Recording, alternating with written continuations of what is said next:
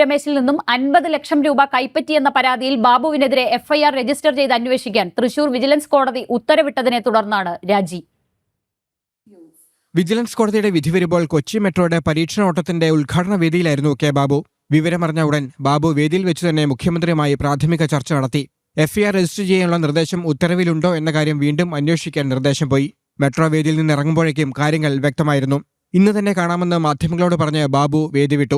കേസെടുത്താൽ മന്ത്രിസ്ഥാനത്ത് തുടരില്ലെന്ന മുൻ നിലപാടിൽ ഉറച്ചു നിൽക്കുന്നുവെന്ന് ബാബു തന്നെ മുഖ്യമന്ത്രിയോട് നേരിട്ടും ടെലിഫോണിലൂടെ രമേശ് ചെന്നിത്തലയും അറിയിച്ചു.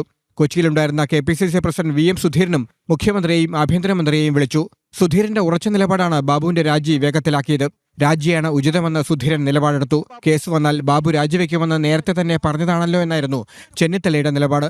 ബാബുവിന്റെ രാജ്യമാണ് ഉചിതമെന്ന സുധീരന്റെയും ചെന്നിത്തലയുടെയും നിലപാടിനോട് യോജിക്കാതെ മുഖ്യമന്ത്രിക്ക് വേറെ വഴിയില്ലാതായി. VM സുധീരനാകട്ടെ ഇക്കാര്യം ഹൈക്കമാൻഡുമായും സംസാരിച്ചു. കോടതി വിധി ഗൗരവതരമെന്ന് സുധീരൻ പ്രതികരിച്ചോടെ തന്നെ ബാബുവിന്റെ രാജി ഉറപ്പായി. ഇന്നത്തെ കോടതി വിധിയെ അതീവ ഗൗരവമായിട്ട് തന്നെയാണ് പാർട്ടി കാണുന്നത്. നേരെ ഗസ്റ്റ് ഹൗസിലെത്തിയ ബാബു സുധീരനെ കാണാതെ മുഖ്യമന്ത്രിയുടെ മുറിയിലേക്ക്. മുഖ്യമന്ത്രിയുമായുള്ള കൂടിക്കാഴ്ചയ്ക്കിടെ എ ഗ്രൂപ്പ് നേതാക്കളുമായും ചർച്ച നടത്തി. ബാബു ഉടൻ രാജിവെക്കണമെന്ന കാര്യത്തിൽ എ ഗ്രൂപ്പിൽ വ്യത്യസ്ത സ്വരം ഉയർന്നുവെങ്കിലും ഇനി തുടരേണ്ടതില്ല എന്ന ഉറച്ച നിലപാട് ബാബു എടുത്തു. രാജിക്കത്ത് 3:15 മുഖ്യമന്ത്രിക്ക് കൈമാറിയ ശേഷം എറണാകുളം പ്രസ് ക്ലബിലേക്ക്.